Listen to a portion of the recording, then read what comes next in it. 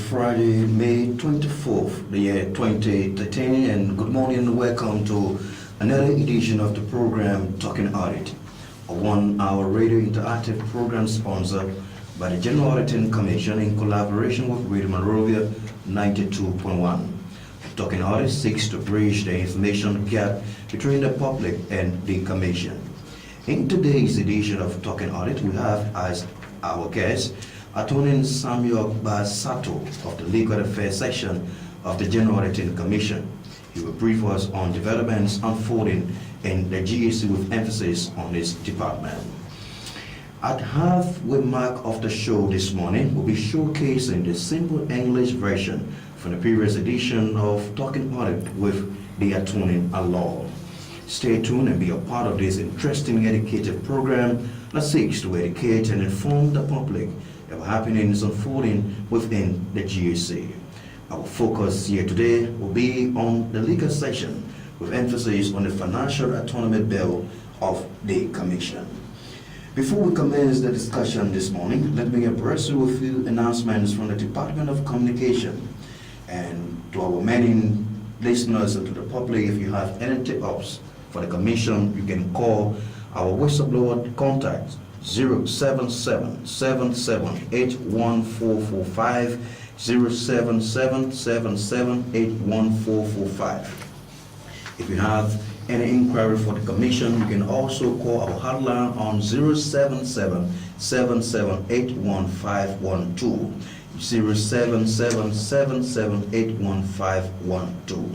I'm your presenter, D. Edwin Clark, ably assisted by Ms. Jacqueline Cheeks, Media Manager, Department of Communication. It happens that today she's celebrating her natal day. Jacqueline, once again, welcome. Thank you. And Attorney Basato, it's a pleasure once again have you on the show, Talking Audit. Thank you very much. And as I stated earlier, during the halfway mark of this edition this morning, we'll be bringing you the simple English version of the previous edition heard with Mr. Basato. Let's kick the ball rolling. First of all, it's a pleasure once again having you on Talking Audit. It's good to be back to reinforce the points we last discussed. Okay, thank you very much. And now let's start the ball rolling. Let's look at the Department of Legal Affairs at the General Auditing Commission. Let's look at your term of reference and what the librarian people expect of you as you work within the GAC. We are responsible to manage the legal risk of the GAC. The GAC operates countrywide, and the Auditor General's mandates are clear under the current law. And those laws govern the activities also of the GAC and the auditors. So as lawyers, we are there to support them to make sure that they operate under the law and to manage legal matters. So now the question is, when does the legal session come in when it comes to issue unfolding within the GAC? Are you somebody involved in all the activities within the GAC, or a specific time you come in? Well, I'm here to be proactive in a sense. Okay. What we do is when references are made to us in terms of legal matters, that's when we come in. However, when we see there are signals that legalities could arise out of some matters, then we do some opinion and send it up to the Auditor General's office. But we support the office of the Auditor General and the GAC as an entity. Let me tell you something. At one time, some employees had some problems, and they expected us to side with them. But were you fair? I always tell my friends that we work for the GAC, we work for the administration of the GAC. So whenever you come in trouble with the GAC, of course, you have to meet face to face with us. So that's where we stand. We, as lawyers, we are under oath at all times. It's not like other professions where you can do anything you want to do.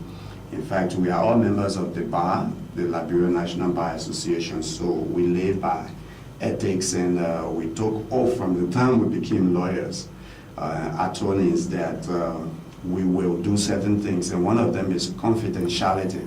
So GAC is something like a client to us. And we have to keep things confidential. We have to support and see things in the light favorable to our clients.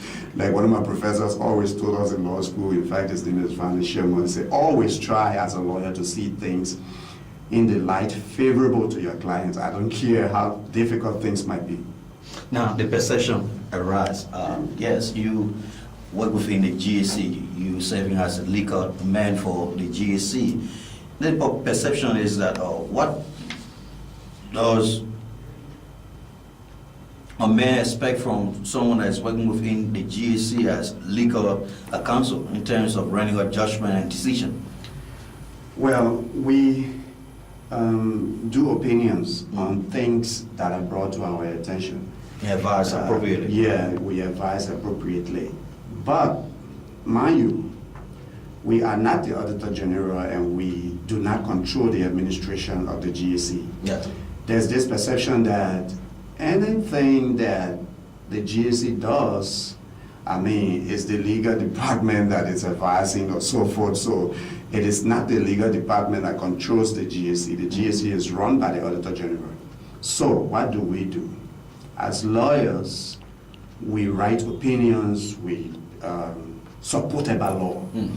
It is the prerogative of administration, the Auditor General and his staff branch administration, to either go by our opinion or use the discretion. And consequences are theirs anyway. So when the consequences come about, then at the end of the day, you come in. Obviously, we're not going to tell anybody that the Auditor General disagree with our opinion or support it or whatsoever. Whatsoever decision that administration comes up with, it is the duty of the legal section to make sure that we find appropriate laws to support. Thank you very much. Let's just start with... That's one disadvantage of being an in-house counsel. Thank you very much for that clarity relative to your term of reference within the General Audit Commissioner. Our focus point here this morning is the bill that is currently being drafted by your the section within the GSC seeking financial autonomy. The people of Liberia want to know, what is this bill all about? What are you trying to achieve?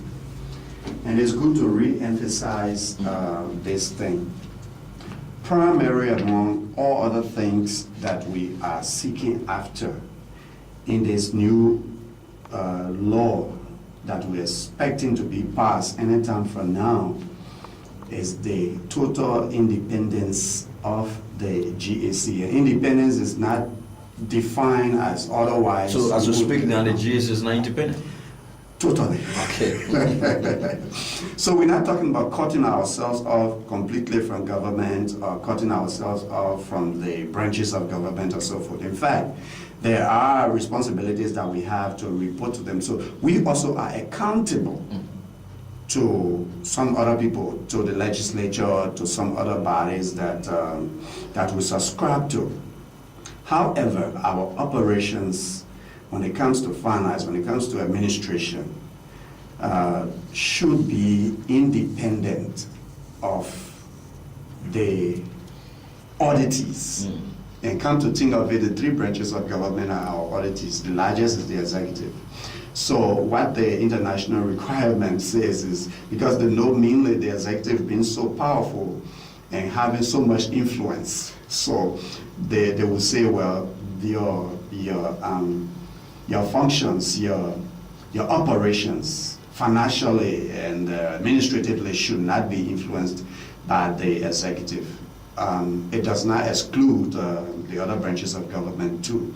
But your being independent will influence your judgment when it comes to making sure that people are accountable for public funds. The last time the question was asked, why is it talking so much about accountability of public funds? Because there's this risk of public sector corruption. And there are consequences when the public sector is corrupt, when there's no accountability. Of course, you will not have the public services that you should have.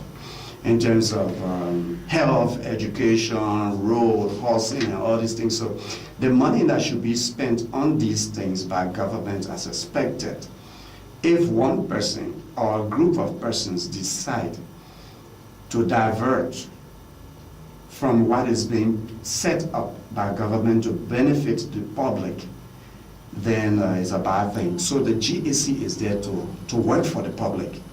That's why we report to the legislature. Reporting to the legislature actually is interpreted as reporting to the public, because it's public money that we're going after no matter where it is and where it goes. So it is the GAC that is responsible to make sure that the management of these funds, these public funds, are well directed, are well in place. And when I talk about management, there could be this perception that when somebody is a minister or director or head of an agency, it means that that person is the authority in terms of using discretion on finances, in terms of doing whatsoever they want to do. It is not so. Those public officials are servants of the public. That is why you will look at a road project and you see your taxes at work. What is the finance ministry trying to prove there? That the money that is coming in is being used properly for the good and benefit of the public. And with that, the society is lifted and you have a good life for people. In trying to be independent, what's your target point? Are you looking at only the financial aspect and putting aside the operational aspect, or what is it? Well, international requirements demand that it is not only financial, that it is also operational. And why is it necessary to gain financial independence? It is necessary because, like I stated the last time on this program, anyone who controls your finance controls you. Okay. So how does it really make sense if your auditee, the person you are supposed to audit, is controlling how you get your money, at what time you get you get whatsoever that you're supposed to get. Obviously, this independence does not go without responsibility, of course. When GAC is financially autonomous, of course the GAC can be audited and should be audited by law. I know our law right now from the PFM, because the previous law had mandated the Ministry of Finance to commission GAC's audit. Now it's the legislature, so it is not that GAC as an institution will just be using finance the way it wants to, because it too should and can be audited. So it's the matter of the executive, mainly I'm going by international standards here, and the executive not controlling or directing the access of GAC to the resources it needs. And it also means that the GAC as an SAR will manage its own budget and not somebody else twisting it around, telling the GAC, you need this, you don't need this, stuff like those. So that may, if you find yourself in such a condition, that may you don't have the financial will. Of course, that is where you are not independent to really be what you should be, and to do the public's work as you should do it. Now, okay, John Jack. Apart from the financial side of the bill, what other factors involved in this bill? Well, one thing I left out on the last program was legal immunity for the Auditor General. While he's performing his duty like the President, the Auditor General is supposed to be immune from legal suits. I can remember there was an instance where somebody tried to sue the GAC or the Auditor General on a libel suit saying, well, it's spoiling my name and this, that, in this audit report and all that kind of stuff.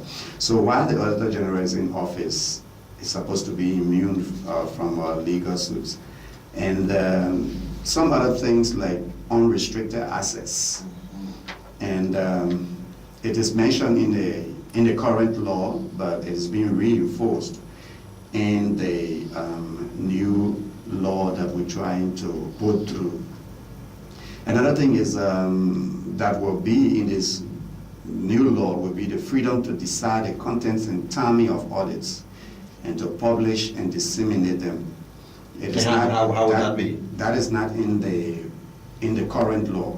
Okay. That means the Auditor General has the full, in fact, it was being practiced, but it was not reading, so this time around, has the full authority to decide on the contents of the audit, to decide the timing of the audits, and to publish and disseminate them, because the public is supposed to know what is going on after the audit has been reported to the legislature as per law annually. Now, we talk about both financial and operation. The 1972 law in its report gives the General Audit Commission immense power. So why are you seeking operational independence? With a section of the financial independence, yeah. The question is good. The 1972 law, as amended in 2005, does not carry this aspect of financial and operational independence. In fact, right now there's a confusion as to which law governs the employees of GSE. So if you have a problem, where do you go? Do you go to civil service? Do you go to labor ministry?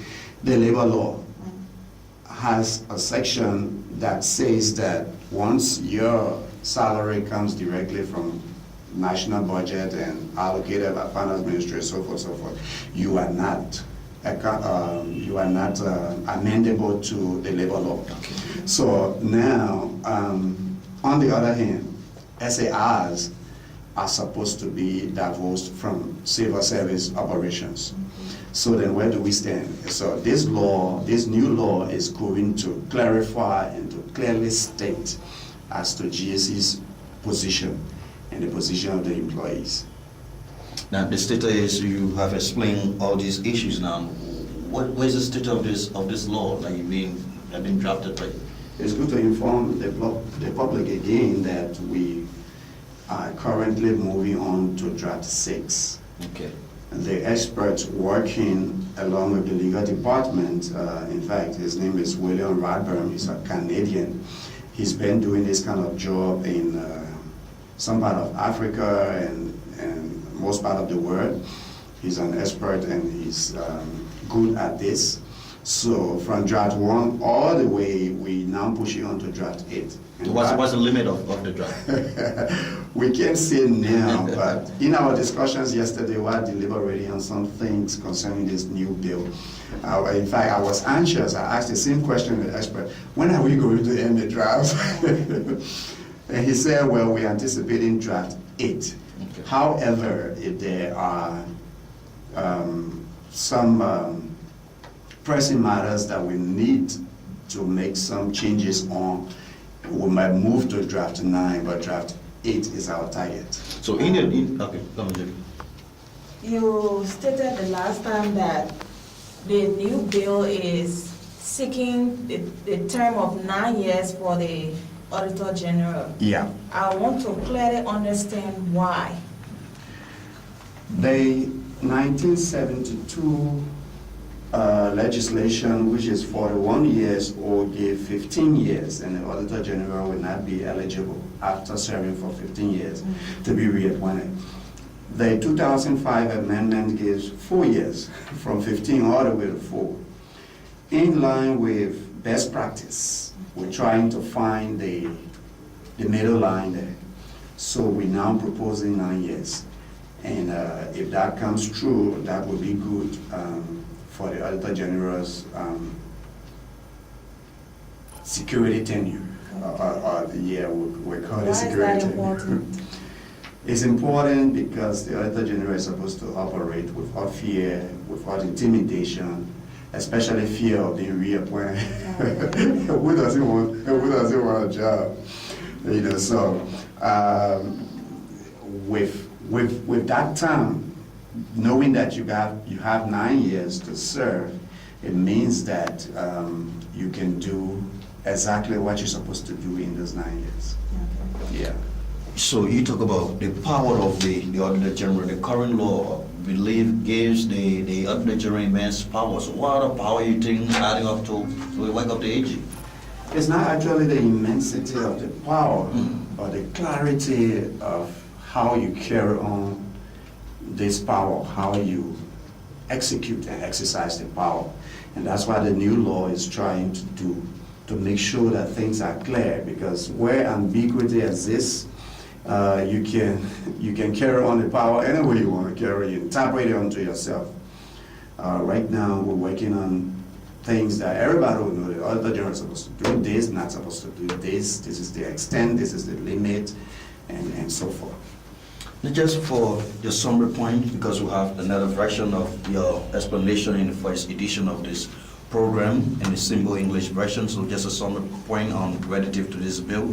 And you can also talk about the insufficiency of the current law and look at the stakeholder support to your bill in these 2 points and then climax this section. Okay, let me be as brief as possible. Yeah. What we say is that the essence of a new law that we'll call the modern audit law of Liberia in terms of auditing public sector is that the current law does not address crucial things that should be addressed. And one of those is the independence of the Supreme Audit Institution called the GAC, and that independence has already been given by the Constitution. And the Constitution says that legislations or laws will be made by the legislature to govern and to see about the operations of this autonomous entity. That is why this new law is important, because prior legislations have not addressed the autonomy aspect of the GAC when it comes to what the Constitution requires. So we're not doing anything new. What we're trying to do here is to make sure that our Constitution is respected, that the Constitution is will supersede in terms of giving this complete autonomy or independence to the GAC. And once that is done, we think that will go a long way. I said it on the program the last time, I'm going to say it again. We're talking here about building and enhancing operations of an institution, not an individual. So whether or not you like Rapper Kilby, whether or not you like whosoever, people come and go when the institution remains. In fact, why is it that other countries are great? Liberia is also great, I'm not saying it's not. But when we admire other countries of their greatness and things, we do not actually think about the leaders so much as to who led and who what. But the systems are there. So we're trying to build institutions, we're trying to build systems, we're trying to make sure that there are systems in place to govern us, to make systems that will lead us to prosperity, to development, economically, socially, whatsoever. This is what we're seeking after. Thank you. Manager of the Liquor Section at the General Auditing Commission, Attorney Samuel Basato. He has been our guest here this morning on the program Talking Audit. As I stated earlier, today's edition have 2 sections, and he has been giving us the summary of the discussion with emphasis on the Financial Autonomy Bill of the GAC seeking independence. And now let's bring you the simple English version of his previous edition here on Wednesday. And that simple English version will explain to you what he means by the independence of the General Auditing Commission. I've been your host, Edwin Clark, ably assisted by Ms. Jacqueline Cheese and Mr. Ronald Campbell, our technical specialist in the Office of the Department of Communication. Many thanks. Just stay tuned for the simple English version of this program. Stay tuned. We say many thanks to Seyu Watterson for that splendid production on the simple English version of the program Talking Audit. He has been giving you the simple English version of two of our personalities within the GAC. Mr. William Kura, he's the head of finance, and Attorney Samuel Basato, he's the head of our legal section at the General Auditing Commission. And we have, let's say, 8 minutes, and within the 8 minutes, we'll just chat a little bit with our media manager in the Department of Communication, Ms. Jacqueline Cheese. And today happens to be her birthday, but yet still she will inform the people of Liberia about what is unfolding within the Department of Communication, what the Department of Communication has for the people of Liberia in educating them about issues unfolding within the General Auditing Commission. But before I get to Ms. Cheeks, let me once again brief you as it relates to information from our department.